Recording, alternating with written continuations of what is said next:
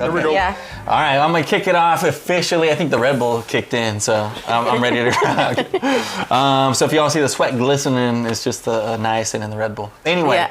yo, what's going on, everybody? This is Sav 10, and you're watching an inside look. To my left, You got Peaches. Anton. Bonds Rock, Flipabeatclub. and y'all, this is the new look. This is the new Inside Look podcast, and we wanted to switch things up for season 2. But without further ado, we must talk about the location that we're in. So, Mons, why don't you take it? Man, we're coming to you from 12's Wax, 34th and Broadway. 12's Wax is definitely like a staple in the hip hop community. DJ workshops. We host Flipabeatclub here. We do live events. It's just a lot of community outreach. You know, anybody's welcome to come in, shop some records, chop a beat. So come see us, man. 34th and Broadway. We're here. That's what's up, man. Thank you, fellas. We appreciate you letting us use this space. And yeah, so this is what it's going to look like. So we should have a couple of episodes coming out per month from the Inside Look in this long form podcast. And you know what? You guys are going to be able to check out like exclusive interviews and recaps of episodes, of Cypher episodes. And, you know, we'll talk about everything underground hip hop and everything hip hop in general. So Maybe get some producers on here at one point, some DJs and things like that. So that'll be really nice too. That's the plan. That's the plan. There's already 3 producers in this room, so. We do. We might as well just start right here. Yeah, let's just interview each other. Yeah, let's just go right back and forth. I mean, especially for the pilot episode like this, like, you know, Mons, why don't you go ahead and kick it off? Let them know, like, the history a little bit about, you know, where you started as a producer and kind of go from there. Man, I don't want to take it all the way back to when I was 10. You know what I mean? I've been making music in the Sacramento scene since like 1998. That's wild. And when we started doing shows, funny enough, it was with 12's Wax. Like 12's brought us in. So I was talking to one of the homies last week and was sharing with him, like, I hit up one of the members of this group, Attic Merchants, who ended up, he's Freeze, and he's one of the co-owners of 12's Wax.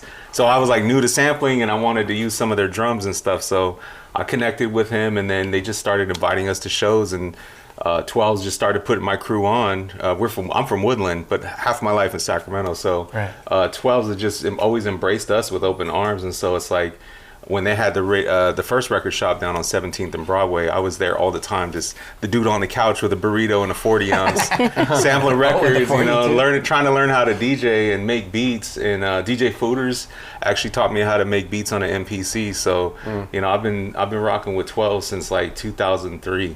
That's wild. Yeah. So when they reopened the shop here, it's like, it was automatic. Like I knew I wanted to be here as much as I can. So thank you to my wife for letting me be here too. Hey, gotta do that. Put a quick thanks out to the wives really quick, guys. Yeah. Well, actually, no, and it's just perfect timing too, because it's National Women's Month. So Yeah. cheers to you. Appreciate you. Thank you. So Yeah. to all the women, especially the women in hip hop. Absolutely. Yeah. Absolutely. I was actually going to ask if this was here before. You said it was in a different location in Sac before? Yeah, it was down on 17th and Broadway. So it was actually a couple blocks up from where the old Tower Records used to be. Okay. And then next to that was like a different record shop that used to be on K Street. And that was the record shop DJ Shadow took his album cover, introducing album cover. But 12's was down on 17th, and they were actually, they used to throw a lot of shows in the Sacramento area. And if you come into the shop and you look up against the wall, those are like some of the bigger shows that 12's threw. And, you know, they got the bug. So we're going to see what kind of programming 12's puts together as far as live events. So Yeah, that's what's up. No, looking forward to that. Yeah, me Definitely. too. Me too. I will obviously plug those shows later. Oh, yeah. Yeah, hopefully you have your dates, like for Flipabeatclub stuff, I mean, Flipabeatclub, if you want to learn how to make beats, you can come here to 12's Wax every Sunday. I'm here 11 to 5 on Sundays. We also do a beat making workshop third Friday of the month, so you can bring your samplers, and we get music producers, DJs, curators that give us some exclusive joints, and we issue them to our crew, and we have 11 chapters across the U.S. and Canada, but it's all based out of here in Sacramento, which is pretty dope. Yeah, that's wild. 11? Every third Friday, come through. And then we have every Wednesday at Shady Lady on 14th and R, we have a live event series called Lo-Fi Wednesdays. So if you make beats, you rap. And, you know, Look Cypher's also been there too. Pull up, drop some bars, play some beats, and it's really just a big community vibe. We also have fourth Fridays in San Francisco at Neck of the Woods, where we kind of do a little bit of the same thing. We have Bay Area producers and people who are coming through on tour, play beats, producer showcase, MC showcase. We get live bands too. In the city? In San Francisco, yeah. And also in Davis at Armadillo Records on second Thursday. So, yeah, we got a lot of activities. There's no reason to not pull up and get tapped in. No, for real. Like Shady Lady on a Wednesday night.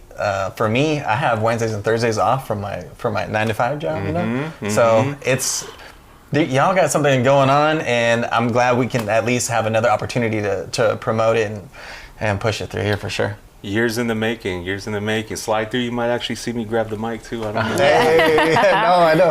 I was surprised. Yeah. I was like, wait, what? I was telling him, I was like, I didn't know he had bars like that. Like, I didn't even know he rapped. Yeah, just to run it back a little bit, like when we went to Shady Lady, and honestly, we're kind of just setting up lighting and bringing a camera or two just to capture the evening.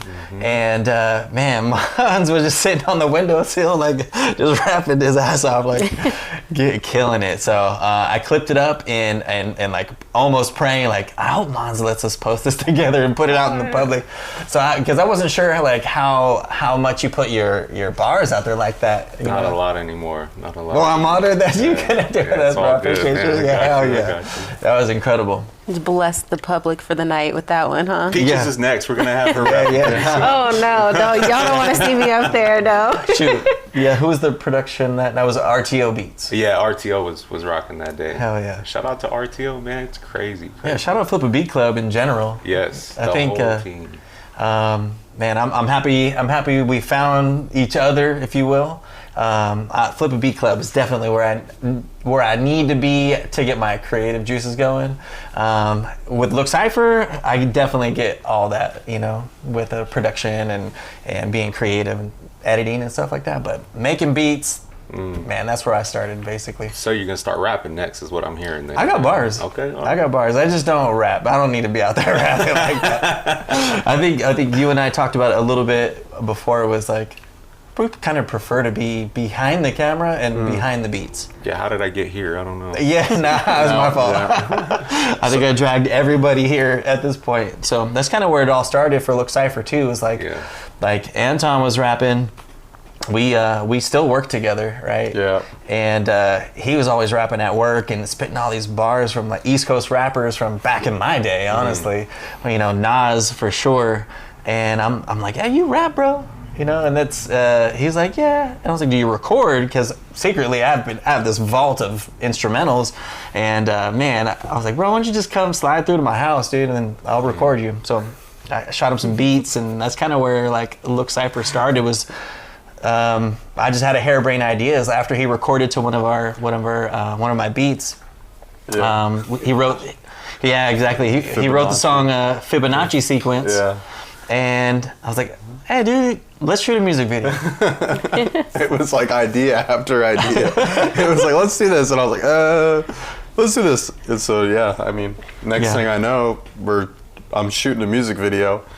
And, yeah, I mean, I feel like, you know, it's the same way with you where it's like, it was like for the love of it, you know? I don't think it was necessarily for like popularity. I was like going to Freestyle Friday and like City Soundbite. So like, it was kind of like for the respect of like those guys and like being part of like the community and like being part of something, you know? And then next thing you know, we're creating Look Cypher, and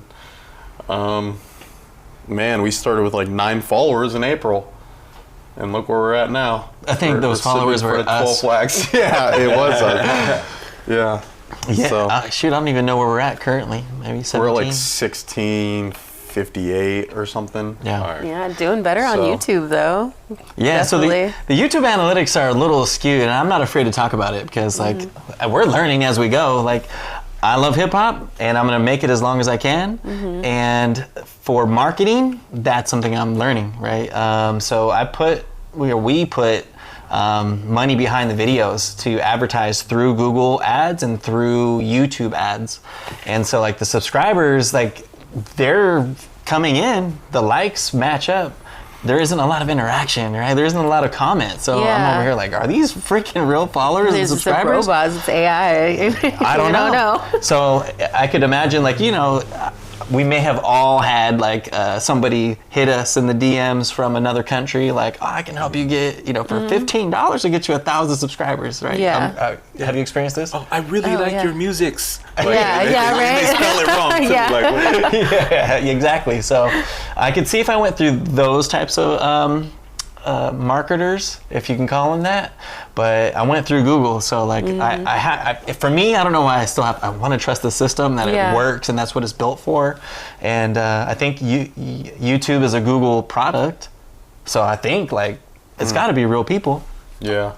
I think you just have to like consistently be on it. Like DiBiase, one of the co-creator Flippa Beat Club. Shout out DiBiase, man. The OG, the legend. But he's been building his YouTube channel for a while, and he does a lot of workshops, like flip sessions where people will submit beats, and so he's like live streaming a lot, and it is a lot of dialogue, real time with the viewers and stuff. So like.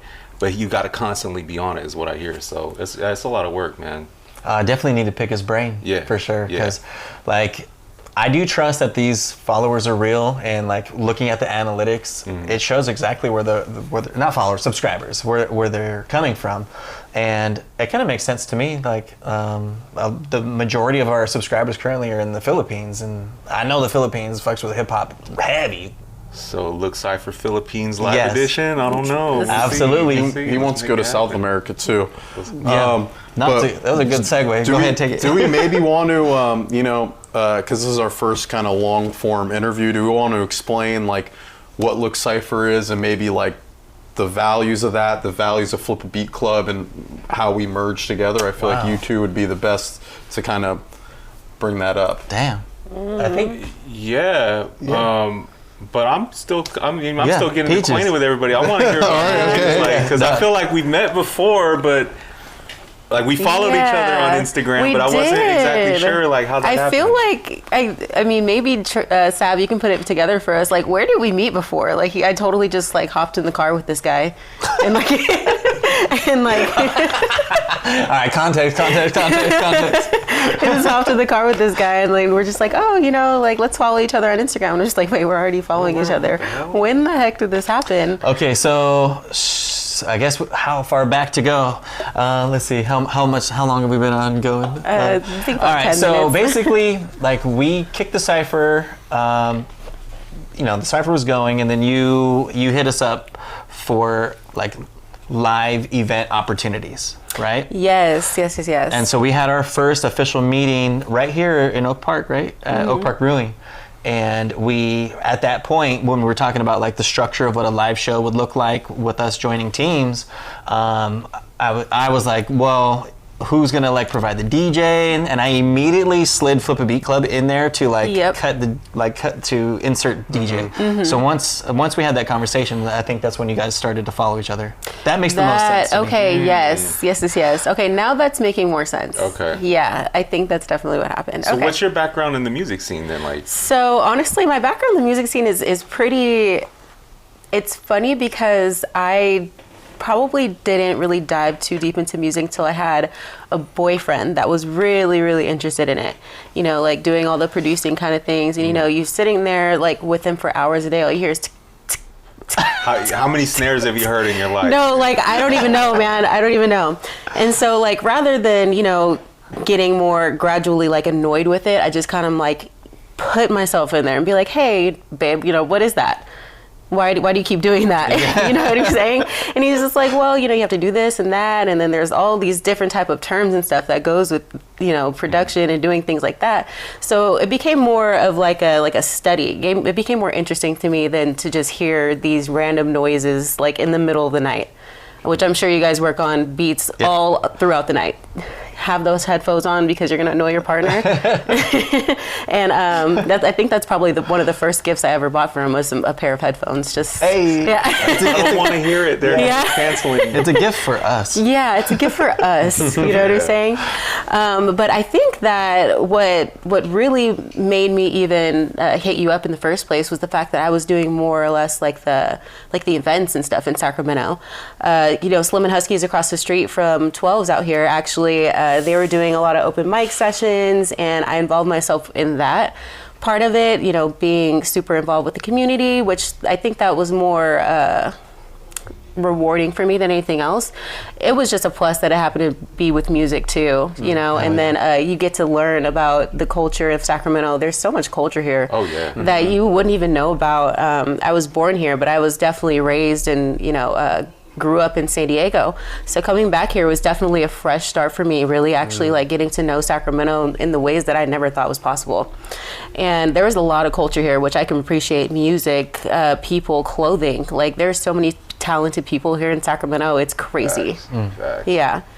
So I think that's more or less like where my roots and where my interest in all of this even came from. You know what I'm saying? I think Sav, he kind of just like pulled me into it because he was just like, well, I told him I had this idea at the beginning of the year. I was just I really, really wanted to do like this kind of like cipher thing, but I didn't really have the funds for it at the moment, didn't really know how to make it work. And this guy already had it done. And he was just like, well, we're kind of looking for somebody else to be on the podcast, add something fresh, new, female voice even, and I was just like, well, heck yeah, like I could do that. Why not?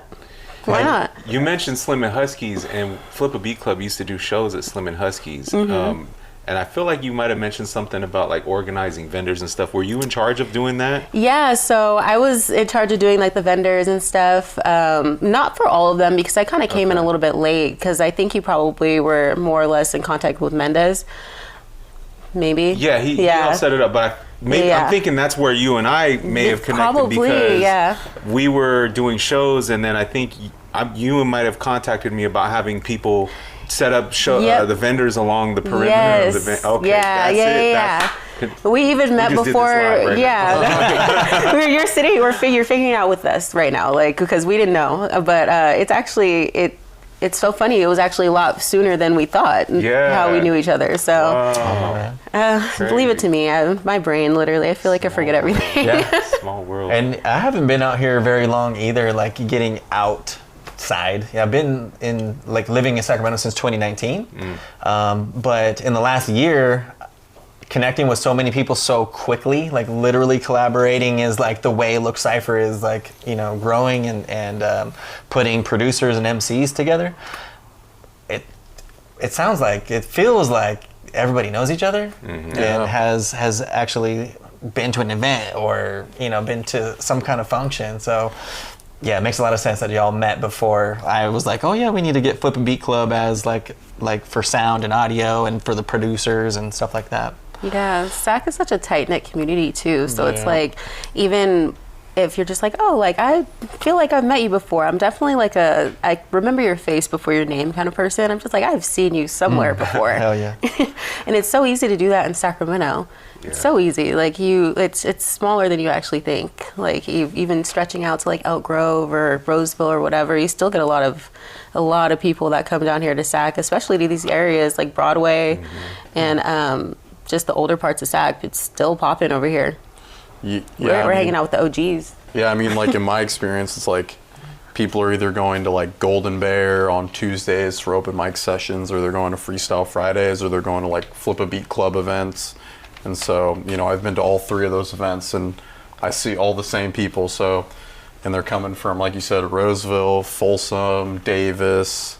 I've even met people coming from like San Francisco, and they've even said like the open mic and the openness is a lot easier here, and like almost like more accepting of like hip hop, where it's so easy to like get on the mic at Golden Bear, like it's so accessible, or hopping on Freestyle Friday, it's so easy. There isn't a lot of like limitations or blocks, or even Flipabeatclub, anyone's welcome to just come in and get it done. So I think that's the benefit of SAC.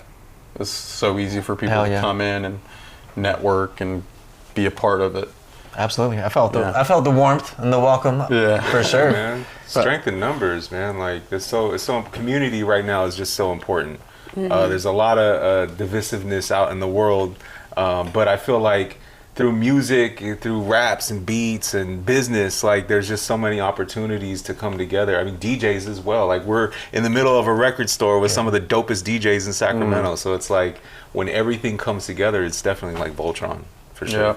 Absolutely. I think that's where we kind of found our middle ground, right? Yeah. And to kind of like to shoot back to kind of what you were talking about, Anton, how like the foundations of Look Cypher and the foundations of Flipabeatclub. I think that may have been for me though. I think that was the one thing that maybe kind of solidified our relationship in Davis when I was like, you know, we don't charge anybody to come on the Cypher. We just like are providing this opportunity. And you're like, I've been doing that for like my whole time. Yeah, we started Flipabeatclub November 2021, and it's an out-of-pocket thing, but it's the labor of love for sure. You know, Yeah. I mean, I got a job, and I'm not worried about making money, and I just want to get people paid to do what they love to do and what they're really good at. So yeah, definitely when we had that conversation, it's like, okay, I understand, I get it now. Yeah, cool, I get it. cool. Yeah. You know, I mean, we definitely have talked about like behind the scenes and Look Cypher when, like, if artists don't show up to a date that we've booked and it's, you know, the costs are out of pocket and we have everybody waiting and we can't finish full Cypher episodes because people can't be there, then we're like, well, shoot, man, like, what do we do? How do we like guarantee somebody's gonna pull up? You know, so we've talked about like, do we charge like a refundable deposit of $50 if they show up? Do we, you know, what do we do? So we just never really felt comfortable like charging. Never. And then we have this suggestion of maybe having some alternates on hand, just because that, you know, you don't have to charge anybody if they're an alternate either. But right, yeah. at Give this least guy the have, mic, huh? yeah, or Say you, got like, what do you bars, mean? Yeah, real. I'm We're not just afraid gonna of the throw one challenge. of you guys in each time. Yeah, but no, it's a good point, Peaches. So like, we do need alternates, and that conversation's hard. Just for our we had the audition in October, and I had to propose the alternate to 3 different people. One person just straight up said nope. I was like, oh, all right, well, sorry about that. You know, you didn't make the top 12 or top 9 or whatever it was. It was 9. And then like the next person that was like 10 or 11 in line, right, from their audition, they too were like, oh, I really got to think about this. I was like, okay, well, go ahead and think about it. But, you know, while you're thinking about it, we'll still get you some content. You can still be out there. You can still perform. You can still do these things that what we're trying to do anyways, like provide a platform, provide another opportunity. And if someone has like a social media presence, if you're trying to make it, then go film more content. Yeah, right. Put it out there. But that's always something you got to be prepared for, though. Some people are just going to straight up say no, and that's just like, can't be offended, can't be butthurt. You're just like, all right, you know? For sure. And that's where, you know, where I feel comfortable too. Like I could sleep easy at night when someone says no to me. Like, well, I didn't charge them, they didn't charge me. And it's like, okay, well, we just can't come eye to eye right now, but you know, we'll invite them back in the future for sure. Right, yeah. Yeah. Exactly. And I feel like just being part of a community is all about just being present. So it's like doing things like that, or coming to Flipabeatclub events. It's like you get to network with so many people, and you're gonna pick up other opportunities to do stuff. Like, you know, that's the biggest thing. And you know, for me, like, I like to take photos too. So like when people are performing, I try to take photos, and I'll send a folder of like pictures so like they could use it. So having Look Cypher content or photos while you're playing a beat set, it's like there's just so much value in building that network. You know what I mean? I couldn't agree more. Just putting yourself out there can be so rewarding. Yeah. And you never know. The best ways possible, especially when you have such a loving community here, you know? I had to drag him out. Sap 10 out. Drag you out? It's true. Like not drag like By the that. hair? Not like You're just like pulling teeth. So what Anton's referring to is like I didn't want to leave the house, you know? Oh, okay, like yeah. I was like, I'm older. there's temptation out here. For me, it would be just like beer, IPA. Yeah. Not gonna lie. Yeah, hey. But that's not what I meant. I'm just kind of riffing with you guys right now. But ultimately, I just wanted to email beats to people, to MCs. Here's some beats. Here, take them. Yeah. Use them. Record them. Make an album. Yeah. Just tag me. We'll work on it on the back end. You know, I have my performing rights organization through ASCAP. You know, like I'm registered. If we make a few pennies, then we'll split those pennies. Like Yeah. I just wanted to get my music out there so bad that I started Look Cypher. You know what I mean? Hey, look. But I didn't want to like meet people to do it, right? Like I didn't want to get out. I'm lazy. They're mentally lazy. I feel like I could talk to anybody about any topic in the world. Yeah. I just didn't. I was like, I'm lazy. Yeah, well, since you're already talking about it, why don't you go ahead and tell us where you got your start? Music and everything. Music. Yeah. So music runs in our family. As far back, I still have this 45. I was telling Mons about it. I have this 45. My great grandmother was a songwriter, so I have that.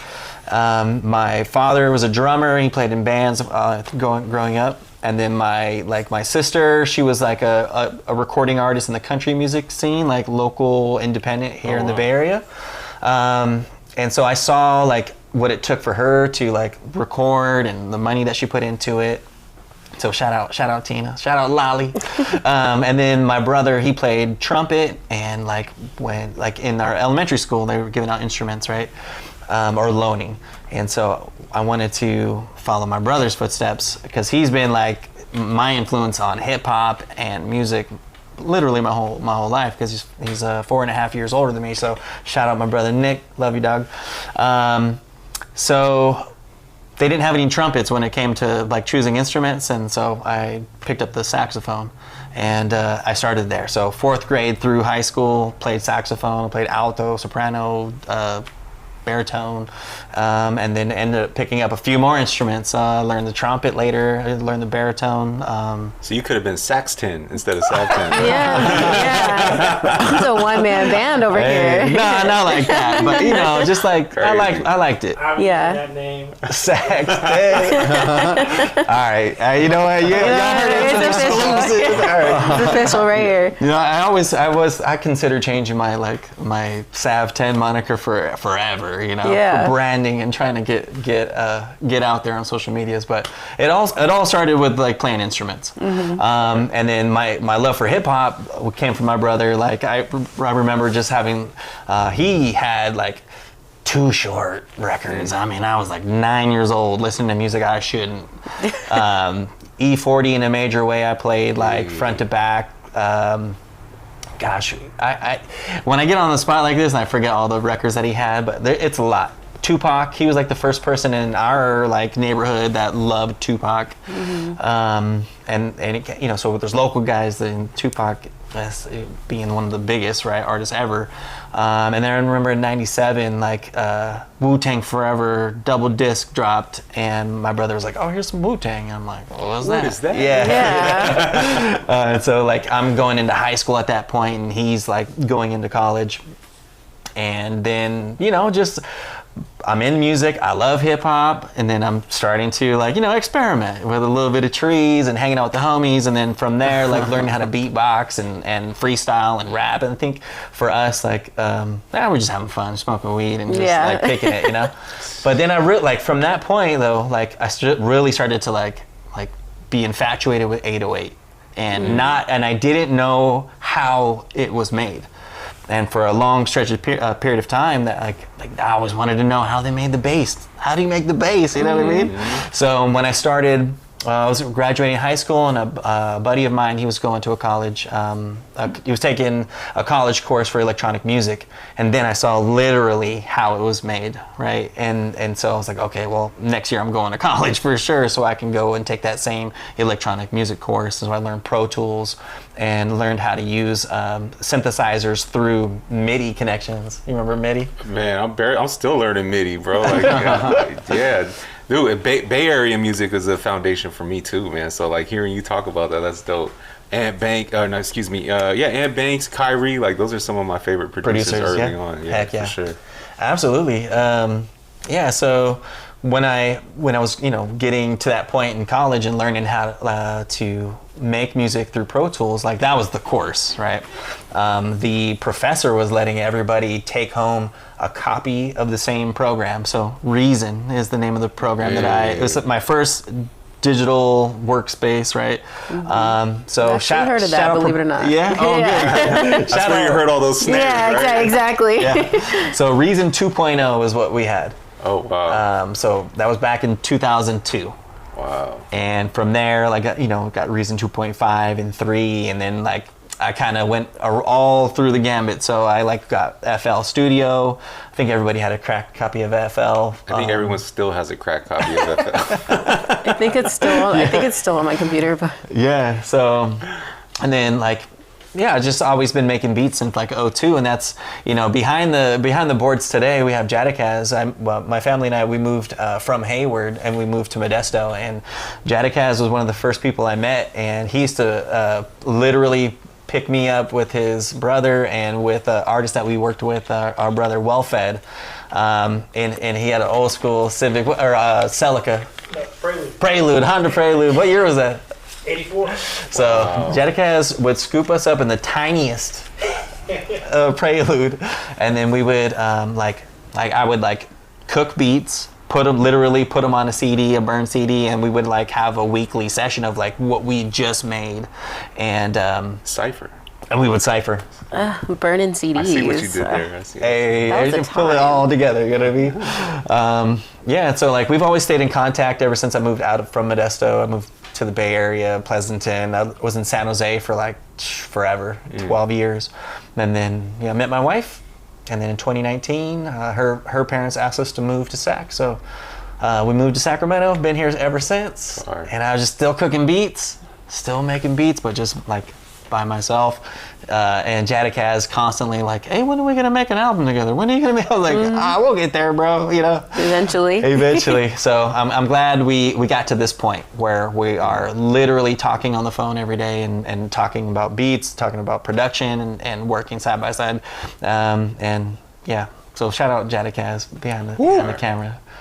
You can't get any better than Shout that, out, working with the friends and stuff like that, and Yeah. then seeing how much it's grown since then too. It's- Just hearing what you talking about that, you have a track record behind you. All Hey. those He's got a record with Mr. Fab. Got a Oh yeah, Yeah. shoot, You yeah. ain't saying me ain't Yeah. talking about that one. No, I can talk about that a little bit. So I have it pressed on vinyl. So I produced a record.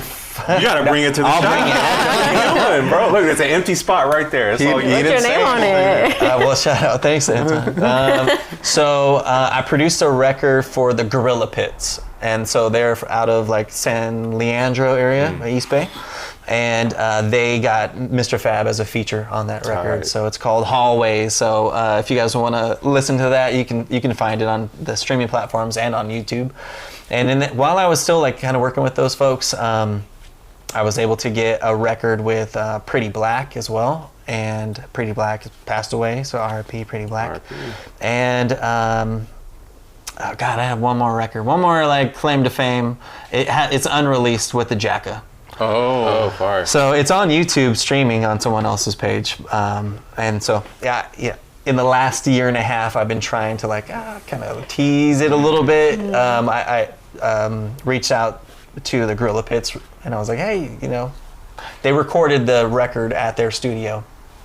And so I'm like, all right, well, let's release this unreleased track. But yeah, we didn't move forward on that yet. So I can't even say that's a claim to fame, but that was back in 04 during the hyphy era. Wow. And mixing 808s with EDM style, Okay. synth waves and stuff. Saw wave synths. Okay. Yeah, exactly. 104 BPM, 102, just slappers. Yeah. Okay. Yeah, exactly. And they were kind of angry. I'm gonna have to hear that. I need to hear that. That's where I started. Actually, no, we started making boom bap. We were doing the independent stuff. So when I moved to Modesto in 02, from 02 to 04, we were just trying to find our sound. And then we performed live at our group with Wellfed. We performed at Modesto Junior College. And at MJC, there was a large crowd. and our boom baps records didn't really hit, but we had one that had kind of like a dance vibe to it, and then the crowd was going crazy. Hi-fi music was coming out, so we were like, all right, well, that's the lane, because we liked like how much that we moved the crowd with the music. It was tight.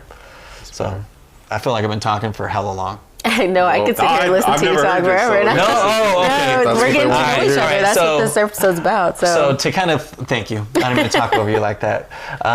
So from that timeline, we opened up for E40 in Stockton, and for whatever reason, the host that night was like, hey, you want to hold my camera on stage, but like during E40 set? And I was like, yeah, I'll do whatever it takes to be on stage with them. On stage with E40? Yes. And so he was just like the Stockton's radio station like DJ at the time. And so it was at that moment I was like, dang, I think I need to learn how to DJ. So I can be on stage and like still rock the crowd a little bit, but I'm not rapping, right? This is kind of like taking it all the way back to where wanting to be behind the cameras and just make beats and stuff. But then I was like, well, let me step out a little bit. So I started DJing in like 2012, 2013. And then I ended up like, my next door neighbor had a residency in Mountain View. And he was like, shoot, man, sometimes I need backup. You know, you're not a DJ. And at the time, I bought some like the cheapest Newmark turntables ever. The $80 Newmark mixer. That belt drives or direct drives? Belt. They were like the cheapest, wobble. The freaking arm would fly off and everything. Oh, Lord. So I have Serato vinyl. And I think that the day that I came here to meet you and I was wearing my work clothes, I was offering bedroom flips like those vinyls because I'm not using them anymore. Oh, wow. So I started making like my way into the DJ space from 2012 through until we moved. So like for 6 years or so. That was tight. I did like the Thursday, Friday residency DJ, and that was tight. That's tight. But we ended up going CDJs and going all like full digital at a certain point though. Yeah. But I just thought everyone was using like turntables out in the clubs and stuff. Now it's all controllers. It's all controllers. But records are coming back, man. Look. Yeah, they are. Shout out 12's Wax. Coming back. 275 for a Ghostface Killer Supreme Clientele. That's an OG though. I know, but that's a unicorn. You're not gonna see that out anymore. Man. But Wayman's over here giving them away to people. So You had that? I missed that part. I had that one. Man. I gave it to my friend for his birthday. You're a great friend. I know. I know. I told him he's just got to tell his friend he wants a Supreme Clientele for his birthday. Maybe he'll give it back. You know? Yeah. Do you think he knows that it's like worth? I don't know. He knows I know now. He still has it though. If he's watching this, he knows now. Yeah. I know for a fact he still has it. 'Cause that's like his. Yeah. He talks about that album all the time. Like that's like this like pinnacle of Wu-Tang production and just Ghostface and stuff. And then like Anton said, he wasn't even caring how he was rapping. He wasn't really saying things, dope, like not dope, but he just wasn't trying to make no record. He was just trying to rhyme. He was just rapping to rap. Rapping his ass Putting all off. putting all the fly shit down at the same time. And you should know, crash at high speed, strawberry kiwi. Like, what the hell is that? But it sounds dope as hell. Yeah, it does. Yeah. It sounds dope. Nah. There's a good opportunity to segue a little bit. Yeah. Yeah, wait, we didn't get to... Well, I don't Talk think about- we answered your question about Yeah, I've been waiting for that. Well, we're already 40 minutes in. Yeah. Let's get to the... Okay. Well, I mean, no, don't get me wrong. These are all great stories. I think we can go on and on about it, too, if we There you really go. wanted to. For sure. I don't think... Did we get a little intro of yourself? I think we got Hey, who's everybody else, Anton? but Anton? you. That's what I asked earlier. He said, I was like, who's this guy? Yeah. So please tell me. I mean, I've, been a huge hip hop fan since high school, and, I started listening, to like Tupac, Eminem, NWA, and then I went to like Wu-Tang and Nas, and Linkin I started Park. really, I was Linkin Park before, and just digging and finding everything I can. And then in college, I was listening to a lot of Cameron, Purple Haze, and and then from there, learning about like the mixtape era and just so many mixtapes, and I really like looked into like the words. You know, we talk about how, you know, Supreme Clientele, he wasn't saying much, you know, but I would look into so much rap music. I mean, especially like Nas, you know, he so much stuff is behind those words, and honestly, like a lot of the stuff I learned was because of hip hop. But so, you know, just one night I was in Sacramento, and, you know, me being, I'm out at the bars, and they didn't let me go up to Pine Cove to do karaoke. You know, they caught me doing something. It wasn't drug related, but they caught me doing something. They're like, no, you can't come in. Don't incriminate yourself. No, I was just, yeah. No, I already got caught. I wasn't doing that. No, I wasn't doing that. No. Spoiler alert. But they're like, no, you can't come in. So I walk and hit the corner, and below Pine Cove, it was Exhale Smoke Shop, rip to Exhale Smoke Shop. And there's Money Man with the Plan, and I don't know, he changed his rap name, but his rap name at the time was Sire. And I was like, what's going on in here? And they're like, oh, it's Freestyle Friday, you know. And, you know, they got the lights going on, and I'm about to call my lift, and I'm like, all right, no, I'm not gonna call my lift. And I walk in there, and you know, there's like 3 guys rotating on the mic. It was like DNRJ, and I think it was Sire, and it was like Money Man, and everyone else was kind of standing back. And X James gets on the mic, and he's like, look, man, this is Freestyle Friday. You know, we're not here to hear 3 guys rap. This is like a community thing. This is where, you know, there's no, you know, no hate, or, you know, it's a very open space for people. And as I was like hearing people, I was like gravitating towards the mic. I don't know, you know, like Rakim, like microphone fiend. You know, like the mic was like pulling me in. It's like, all right, whatever, let me get in on it. And these guys are playing like Sacramento beats, and I've always been like a East Coast boom bap type. And I go up to the DJ, and I'm like, hey man, can you play some like Incarcerated Scarface type shit or something like that? And he like points at his hat, and it goes, I play what the fuck I want. No request. You never want to ask a DJ he didn't that. say anything. He just, I play what the fuck I want. I was like, all right, whatever. And I just, you know, he plays his beat, and I just get on there, spit some elementary type thing, nothing, no intricate rhyme scheme or anything like that. But I nonetheless got up on the mic, and they're like, oh, this guy just came in off the street just randomly. And, you know, the whole crowd hyped up, and I don't know, it just felt like, I don't know, it felt like Paid in Full, like standing out in front of Willie's Burgers. You know, it's like when you're taking the break in between, and we're standing out in front of Exhale Smoke Shop, you know, and there's all the cars going by, and the bars up top. Like, it just, I don't know, it just felt like a movie for some reason. You know, everyone's like smoking, drinking, you know, they got the Beats Pill or the JBL out while everyone's ciphering out in the front. And so I went to every single one of the Freestyle Fridays except for like one that year, because I went to New York. And you know, and I'm working, you know, I'm rapping while I'm working, and one of our coworkers kind of segued me and Sav 10 together, and he, you know, like he said, he dragged me in to the booth, and he was like, don't let anyone know we're hanging out outside of work at this time. He was like, don't let him know. Don't let him know. For real. He was scared. Like, it's chill, but I guess, you know, because of past things. And so then we make the music video.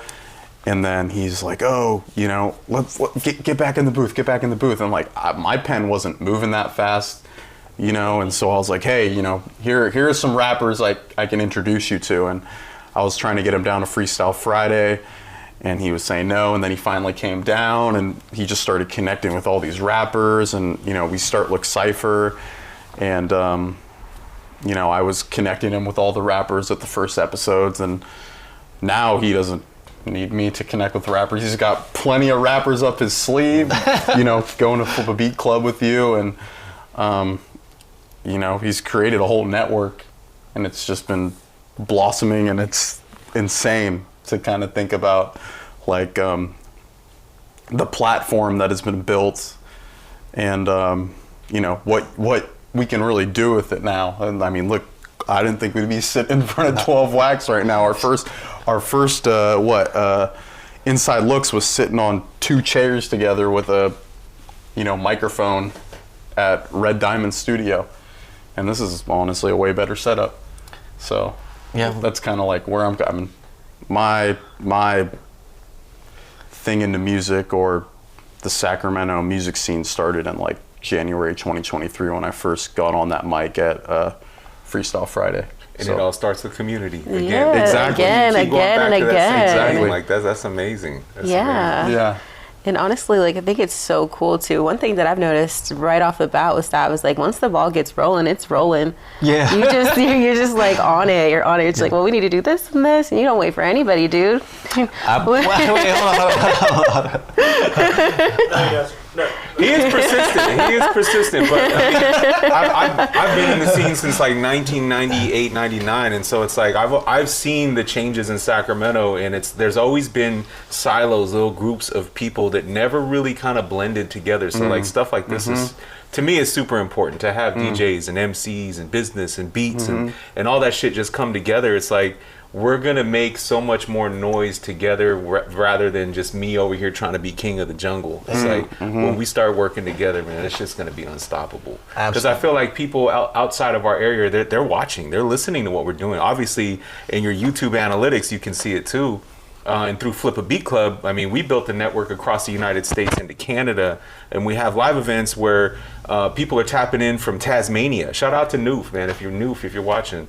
Tasmania and Chile, Argentina and Sweden and Japan. Like, DiBiase's going to Japan again in for 404 days. So it's like, we have the opportunity to expand outside of Sacramento, but build so much beautiful community right here just through hip hop. Like, that's the dopest shit to me. I agree. I completely agree. And it's getting love outside of Sacramento. So it's like the important people in the city may not be paying attention yet, but soon enough. That's what's up. I mean, man, well said. Yeah, I mean, it's not just like, obviously community, but like the main theme obviously is like hip hop, and it's crazy how far it's come and what it's about to be 51st year, if you think about it, it's hit, all the way in Russia where they're trying to silence it, and it's worldwide, like you said, and they're coming straight through your camera phone to you. It's honestly, I didn't know like Flipabeatclub was based out of here, and you've expanded it, so I'd have to say, that's great for you. We have chapters in Toronto, Philly, New York, You're Austin, international. Dallas, Chicago, Yellow Springs, Ohio. We had one in the DMV in Washington, D.C. I know I'm forgetting quite a few. LA, shout out to LA, Phoenix. So it's like, those are just the on-sites. So like, people can go to any one of those places and see exactly what they're seeing here, because that's the network. So that's kind of fire. Yeah. You know what I mean? In future episodes, I would love for you to break down like how you expanded and stuff like that. So I'll put a pin in that one so we can roll back. note, For that episode, I'll make sure to bring my pen and paper. Expanding is like. We'll have to have DiBiase come for that too, because there'd be no Flipabeatclub without DiBiase and 12's Wax, because it's all started right here. Yeah, maybe he's the first guest. Maybe he's the first guest. DiBiase. See you, dog. He's such a nice guy. Yeah. Man, when I met DiBiase for the first time, my wife and I came out to watch the Slow Burn crew. And I think that's when I met you for the first time too. Met your Donnie wife. Blue and Mage Monroe. Right. It was on ironically, it was on Mati Bush's birthday night. Oh, so yeah. Is that Fox and Goose? Yeah. Okay. So I bought him a whiskey. I was like, "Happy birthday, bro!" And he was like, "Wow, thanks." I was like, "Oh, cool. He's awesome." So Slow Burn crew killed the live set, and then I think I even plugged in my phone that night and played some beats. I made you.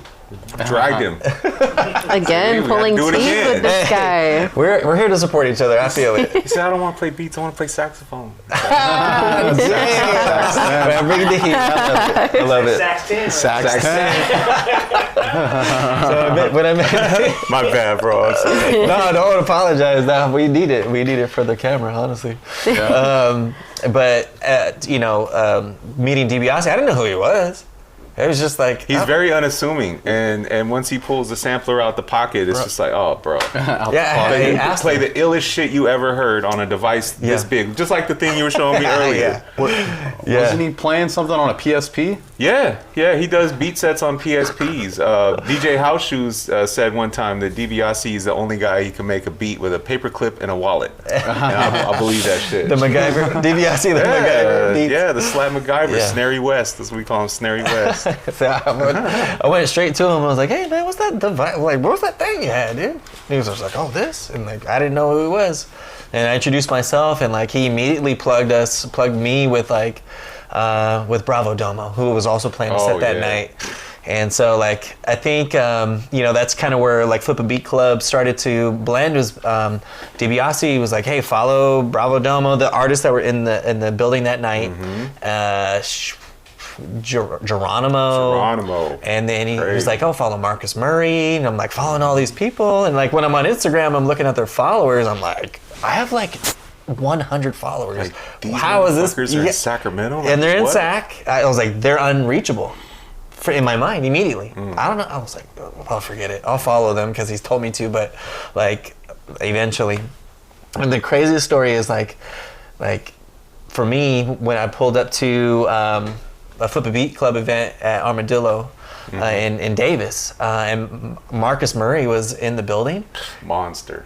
I walked through, and he immediately goes, I was like, "You don't know me, bro. Like, not like that. Like, not in a defensive way, but it was like, nah, me? You saying hi to me? I'm looking behind me like the guy who walked in behind me is one of those moments." And he just gave me a hug, and he was like, "Hey, what's up, man?" And I was like, "Hey." He's one of those cats, man. He's just got that energy about him. Like he just lifts the spirit of the room, man. And then once he plays the beats, it's a wrap. It's a wrap. Shout out to Marcus Murray. Shout out Marcus Murray. Yes. So a little bit about like leading into the future and kind of how like Flipabeatclub and LOOK Cypher.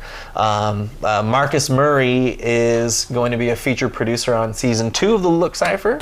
Here we go. Yes. Hey. Here we go. And we have a couple exclusives coming out as well with Hayla V. So I'll say it here first. You guys heard it here first. So Marcus Murray, Hayla V, shot by LOOK Cypher. So it'll be a LOOK Cypher exclusive. And circling back on some history of LOOK Cypher, E.G. the Beast did some work with LOOK Cypher, and he produced an album for Hayla V. So it's like everything is still connected. Like Hayla V. Say it one more time. I could be a little biased because she's my cousin. So. Yeah. Oh, that's your cousin? Oh my God, that's crazy. Yeah. Hayla V is your cousin? Yeah. Wow. Say it one more time. Hayla V. Shout out Hayla. It's like one of our first phone calls was. I was like, "Oh, hey, how's it going? You know, like, what do you want to do?" And I was being honest, like, "Hey, like, I can figure out like video and audio production, but like taking LOOK Cypher live events, like, I just never do live events like that." So I was like, "All right, this is where we have a need to fill." And then you mentioned like not first, it was like afterwards, like, "Oh, hey, by the way, you have my cousin on the Cypher, Hayla V." And I was like, "Why didn't you lead with that?" Yeah, you said the like slickest shit ever. So go ahead. Yeah, no, I just didn't want to like bring that forward. At the end of the day, it's about not sounding like selfish in that way, but it's about, myself, branding myself and getting myself out there in any type of way. I guess you can always, pull this rabbit out the hat and be like, "Oh, I know this person, that person," but that's not really the point, I think, of it. Like, I want to be able to make my own way out there, Yeah, honestly, like, you checked me lightweight a little bit, like, respectfully on that phone call, and I was like, "Oh, she's dope." Oh, thank you. No, for real. And like when we sat down and had that meeting about like doing a live event, like that's why I was like, "Hey, you're not gonna expect this right now, but how do you feel about like just joining LOOK Cypher and being on camera with us?" Because at the time we were talking about Anton's future and like his future career, and like we kind of knew of steps down the road, right? Like where season 2 needed to go and how we. Like, it honestly looks like a boys club on LOOK Cypher. There's so many like dudes rapping, and don't get me wrong, this is a a shameless plug on the show, but like we do need more rappers that are not dudes. Yeah. And female beat makers too, man. So like we're constantly looking for that. So I mean, we got some really dope ones in Sacramento, like Bay God. Bay God. Bay God is a monster. Oh so my God. bro, The performance she put on, that Shady Lady. I Unreal. got to see her perform just this last Friday in San Francisco at the Waveform event. We had an all ladies roster, and Bay God just absolutely annihilated it. She's dope on the mic. She can make beats. Yeah. Video production's crazy. So it's like definitely need to get more women locked into this. For Absolutely. Yeah, Absolutely. unofficially. You guys heard it here first. You can go to @LOOK Cypher, shoot us a message on Instagram if you're looking into anything like that, for sure. Absolutely. This is the most clippable moment right here. We'll just clip this right up. Just @LOOK Cypher, guys. Show yeah. notes. Show notes. So Ray. why Ray, don't show notes. you explain? Why don't ahead. you explain? All It's on the drop-down menu for inquiries. All right. So, all right. If you are an artist and you are interested in like auditioning, or if you're interested in making a connection with LOOK Cypher to get on the Cypher as a performer, go to our Instagram, and then like in our profile, there's a drop-down menu for like more info or contact, and that is a form that Instagram puts out that we filled out. You just have to click the multi-choice question on like how we can help you, and then fill out the info, and we'll get all your like your contact and what you want to do with LOOK Cypher. It's that simple. So thank you for the DMs. We have a lot of them, and they kind of get overlooked because they don't get pushed into our primary inbox, right? They go to the general or the other one. Yeah. So like if we're not actively looking through those messages, then you're gonna get overlooked, and not on purpose. So we do appreciate everyone that is like looking into performing on LOOK Cypher, and it's just a matter of time. But use that form. That's the way. Yeah, I would say like we network with a lot of artists through Instagram, so it's very easy. Like if we were to move someone to the primary or general, like messages move very quick, so like going through the form is very good. Also say one thing is there's a lot of artists that request and they end up being like private Instagram accounts, which is, you know, Sav10 has talked to me about that, which is why I have my own separate Instagram account that's public, because we're looking for artists that are serious with their craft and take their social media presence seriously, because we do the same. We expect the same for you guys. Well said. It's a resume. Yeah. Like, Yeah. you know, like, Pretty much. Yeah, absolutely. And I'm gonna do a shameless plug real quick too. No. For Flipabeatclub, if you want to perform, don't send me a DM. Come to an event. Plug your shit in. And that's all it is. Just be present, and then we're gonna end up asking you to play some shit. So Yeah. don't send me a message. I mean, Yeah. I think if you learn something from this, from this video or this inside look, we've all literally said that we've had to go outside to make these connections. Good point. Most of these connections weren't made over phone. It was us being outside and connecting with people. That's how we are sitting here today. So that's what you got to do. Hey. Yeah. Well and said. it's- Round of applause. Yeah. And it's like, you wouldn't be surprised if you literally saw us all at the same event one time and you just so happen to be there. Like, Yep. you'd just be so lucky to make that community going back again. Hey. Oh, yeah. Again for like 10,000th time. Community. Cannot stress that even more. Yeah. No. Actually, you can. Community.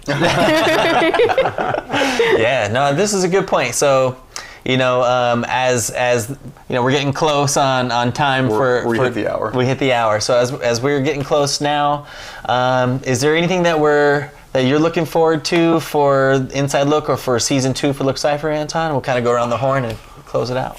I hope, because we have our sights on going to Oakland, so I hope we make the move down there. I know we still have logistics to figure out, but I'm hoping to expand the reach. That's for sure. And the first step is going to the Bay Area. So that's what I'm looking forward to talking about that. But I mean, we're so much well positioned now. So I'm very much excited for that too. You know, just the connections and everything. And our name is actually out there, you know, because at first people were kind of like, what the hell is this? Yeah. You know, now, you know, we're here. Yeah. So I don't want to like cut you off if we're gonna go in a circle, but like so MacArthur Maze, I've been communicating with them. So MacArthur Maze, season 2, y'all already know. Shout out to Slapwagon Studios, man. I'm already knowing. Hell yeah. I don't know that studio name. Oh yeah, that's where they do a lot of recording in Slapwagon. Okay. We actually have Flipabeatclub Oakland there. So That's yeah, wild. yeah. Okay. So like, let's just go together. Yeah. Come on, man. All right, so I'll just do the invite now. So for the live show in Oakland, Elbow Room hit us up. Fire. And they were like, just pick a date. And so shout out Elbow Room. That was like an honor to get hit up like that. And I understand the respect and how it's going and networking like that. So like, that's right up our alley. It was like, yeah, shoot, that's hella tight. So thank you, Elbow Room. We will book that date with y'all, and we just got to figure out the logistics. And now that Peaches is on the team, you know, Hey. yeah, we'll get the live show going this year. Yeah. But for the reach and for East Bay and Oakland for sure, I'm hoping we can get some artists from Antioch. I wonder if there's I somebody might know a couple actually. I might know a couple. No, I know you know. No. Pull these resources, guys. Yeah, no, It's- I'm teasing. I've already had that conversation. So No more secrets, though, guys. No more secrets. okay, I'm specifically talking about Non Fieto and Big Daddy Chop.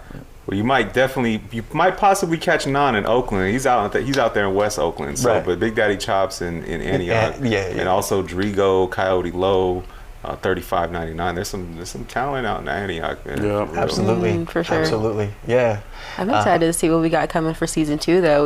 We definitely have some people that I was pleasantly surprised with for our auditions, and just surprised in general. Like Beard Picker was not expecting that, and he was a fan favorite. Like, Yeah. believe it or not. He's one of my favorites. Yeah, I'm I definitely talk to excited for I Beard talk to him all Picker. the time. Yeah. Yeah. I talk to him all the time. Who? So, you want to take it?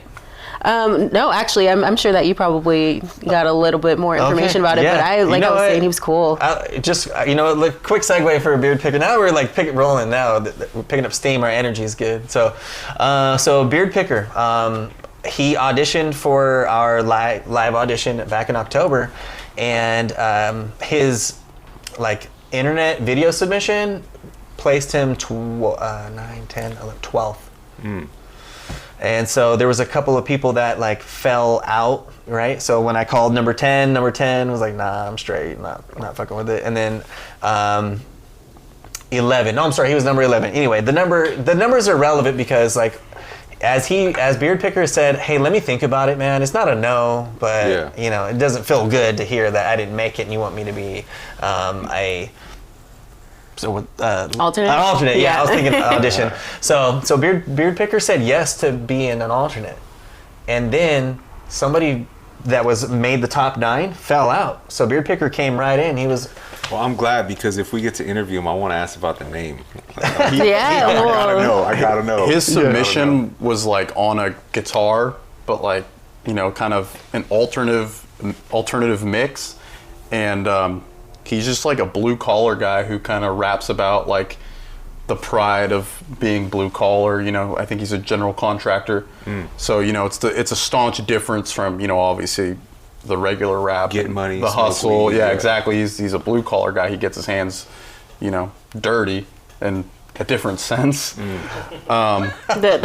legal dirty. Literally. Yeah. Yeah, so it's gonna be definitely a different look on Look, but he was a favorite. So I mean, you know, Yeah. I think every time we say look, you have to have like the little money, the cash register stuff. Like, cha-ching. No, we should. We'll clip that moment too. Yeah.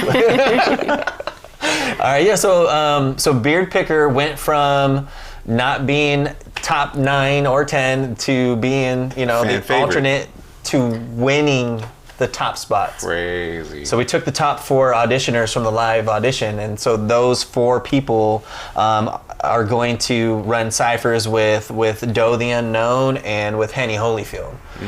So those will be their own separate ciphers.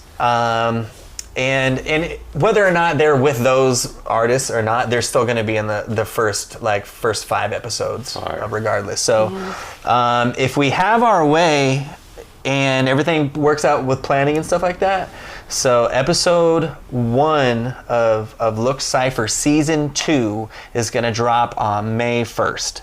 And you have the list there of the artists that are going to be on it. I do. You looked over to make sure that these were all correct, yeah? Yeah, I double checked it. So, okay, let's see. So episode 1 is going to be with Rain. It's going to be with Rain Ali. Rain Ali. We got NFB Slow-Mo and a very special guest. So cliffhanger. I'm learning my YouTube, so cliffhanger. Stay tuned for who's going to be announced for episode 1. Oh, okay. Got a very special guest. Episode 2, we got Nash Boogie, AL, and Towns. Let's see. No, all these artists are confirmed. They're all confirmed. Yeah, talk about it. Go ahead. Yeah, no, we got a lot of people on here. We already talked about Beard Picker, 93 Torrance. He's somebody that I actually had already kind of knew about. He definitely was over at I think the open mics at Slim and Huskies a few times. So I think that's where I may have met him before. Also, he works at the barbershop literally right there too. I don't know if you guys want to go get a cut. But yeah. I need my beard trimmed up. Yeah. You and Beard Picker. Yeah. Hey, well, his is grown. No, his is pretty long, Yeah. No, we're going to have to braid that thing. I wonder. Oh, shoot. That might be kind of cool, Viking style. Yeah, right. We got Doe the Unknown, which you kind of talked about a little bit, right? Suki and Flighty. Yeah, so let's see. Beard Picker, Suki, Flighty, and James Quesada. Those were the top 4 artists from the live audition, and so it's only right that we kick off season 2 with them, and ultimately we need everybody that auditioned with us. So we're starting to fill in the other ciphers with the artists that have been a part of the community. You know what I mean? Like we literally would be nothing without these artists and producers. So like it's only right for us to do it. So we did this like audition, and you had to submit this and that, and you had to jump through hoops. But ultimately that was just for content. Like we put them all in the cipher. So I heard Marcus Murray is going to be doing some work. So what other producers do you have lined up? Ooh, yeah. So that's what I'm looking forward to. So I want to hear that. Yeah. So production for season 2 to kick it off is going to be RTO Beats, Marcus Murray, and some artists from the East Coast actually. So Kenny Made a Bangas from Buffalo, New York. Oh shit! And I think I remember listening to those beats. Incredible. Yeah. Okay. Incredible. And you know what? Now that we're talking about it, like you have the Toronto chapter of Flipabeatclub. So Kenny Made a Banga was like, hey, we talked on the phone. He's like, hey, I'm fucking with you guys. These beats are for the cipher and whatever Look Cypher's doing. Let me talk to my buddies. And so he connected me with another producer named Par and another producer named Noir from Toronto. So now Toronto production. Hey. So Noir and Par and Kenny Manabega. Those are producers for the first, and these are just the episodes that we have like planned out for film production, like for the first day. We're still looking for beats. I know a few people. This guy knows everybody. I know a few. No, so we have some production potentially. We haven't solidified all 12 episodes just yet, but like the first 4 for sure. Yep. Those are locked in. Who am I missing, Jadakas? There was like one more producer that... John Brown.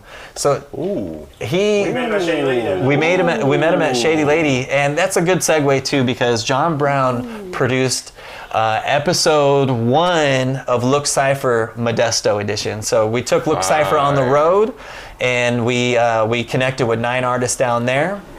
And so John Brown produced one of those. So and that episode's dropping next Thursday. Dope. Yeah. I met John Brown at the Flipabeatclub 1-year anniversary party. He pulled up with this Yamaha sampler and made the grimiest shit I ever heard. Yes. Like I Man, I was looking for that my whole life. It was so dope, man. Yeah. When I hear those beats, that's the shit I want to write to. Right? That's crazy, right? Shout out John Brown. Man. Yeah. So shout out John Brown. Thank you, bro. I talk to him often, and we literally start the conversation about, hey, how's the family? How's the baby? Hey. I'm like, oh, John, I'm trying to get straight to business and get off the phone. Yeah. But he's, he does it right. You know what I mean? So much respect. And we had going back and forth over the phone and through the internet to get the audio, corrected and stuff. And I felt like bad, honestly, because I needed some levels turned down. And, we're all kind of just doing all this for free. So I'm like, hey, John, man, do you mind going back and adjusting the levels on one of the samples? And he's like, he said something along the lines of like, closed mouths don't get fed, so if you don't say nothing, I'll never know. And I was like, all right, well, you open that door, bro. So I'm gonna. He's nicer than me. I would have said nope. Not doing it. Nah, but it's like it was really loud, like peaking bad. Okay. Yeah. And so we finally got to that point just a couple of days ago. So I finalized the cipher. And it's coming out. So we'll show you off cam after. Can't wait. Yeah. So LOOK Cypher took the cameras on the road for the first time. So the look is different. It's the lighting is different. The setting's different, and it's on location. So Anton literally called it our first barbecue. It was our first barbecue. So I was like, kind of going independent, and now that we own our own gear, so we can go to Oakland. Yeah. We can go to Modesto. We can go to Manila. And New York. Anywhere, New York for sure. Get all the Flipabeatclub chapters. Let's do it. Let's take a tour. Let's talk after this. Give me a reason to travel, guys. You heard it here first. we just need to get some travel funds rolling. Yeah. We'll do a Flipabeatclub tour. Just LOOK Cypher. Let's go. And then we'll run it live. That's gonna be incredible. Let's go. Yeah. I'm dead ass serious. I'll make that happen. I got PTO. It's all good. Hell yeah. The ball was talking about still rolling. Yeah, I know. Like every time I'm in a space, with another creative or whatever, it's like, shoot, we can literally make anything happen that we want. And it's, I used to hate cliches. Growing up, like but when they tell you that you can do, literally what you put your mind towards, I think everything that I've spoke into the universe since the beginning of the inception of LOOK Cypher, including the idea of making a cipher, has come to fruition. It's trippy. Build it and they will come. Absolutely. Yep. All right. Absolutely. So thanks for believing in LOOK Cypher. Thanks for trusting in us, and thank you for doing this with us. Yep. Yeah. Shout out 12's Wax again. Hey, thank you, hosting 12's it. Wax. Yeah. Yep. Visit 12wax.com, man. Get all the craziest samples, man. Pull up, come through. I'm here on Sundays, man. $275 Supreme client. Or you can get some of the flyest funk, soul, jazz albums and make the craziest beats, man. I do that shit every Sunday. Come through. There we go. Look Absolutely. at the corner of Anton right there. You got that nice slum village. Right there. Come get it. Come pick it up. Before I do. Yeah. Do you guys have any other events you want to plug? Oh man, I don't think I really have anything coming up quite yet. Open mics should be starting back once the weather starts getting a little bit warmer, so you guys can look forward to that for sure. But as long as the rain's unpredictable, I think we're gonna have to put a pin in that guy for just for right now. Yeah, no, that makes sense. I always like a good outside open mic anyway. I can't wait to get back outside. I know, right? But we'll be inside on 404 Day right here at 12's Wax. We're going to be doing a little Flipabeatclub event. We're going to have a Bay Area beat cipher and a Sacramento. So it'll be four cats playing beats and 4 Sacramento, 4 Bay Area cats just going beat for beat. Oh, so yeah. That's going to be kind of crazy. Oh, that's going to be Maybe fun. we'll open the mic up. I don't know. We'll see. Sav, getting on there? Anton? On the mic? Or on the Come beats? Rap, saxophone, either one works. Anything. Sax 10. Just trying to get the heat off me because I'm not getting up there. No, I want to see Peaches rap. I want to see. Ooh, no, I don't know. Here we go. You rap. Yeah. So I just while we have the camera rolling really quick, I just wanted to promote the LOOK Cypher Modesto. I didn't have the day. I said next Thursday. So LOOK Cypher Modesto Part 1 drops March 13th. So be on the lookout for that. And shout out to the artists that were on that episode too. So shoot, y'all got anything else? I think that's I it. gotta You know, pee. Okay. make sure that you guys check us out on LOOK Cypher. Yeah. Do Take that. that off camera. Yeah. Yeah, That's right. Yeah, stay tuned and stay tuned. Tap into the website, lookcypher.com, and we still got a couple shirts. Yeah, we're selling shirts. Still got a couple shirts left. These ones right here. We got a 12 wax rack right there. So. Yeah, consignment. Oh yeah. All right, shoot, that'll conclude it. Yeah. All right, everybody. This is what the inside look is going to be going forward for at least through season 2, and as long as we can keep Mons Rock. We'll keep rocking right here at 12's Wax. So, all right. Thanks, everybody. Have a good night. Peace. Peace. Oh. Yeah, no, this is good. Yeah, keep rolling. Just kidding.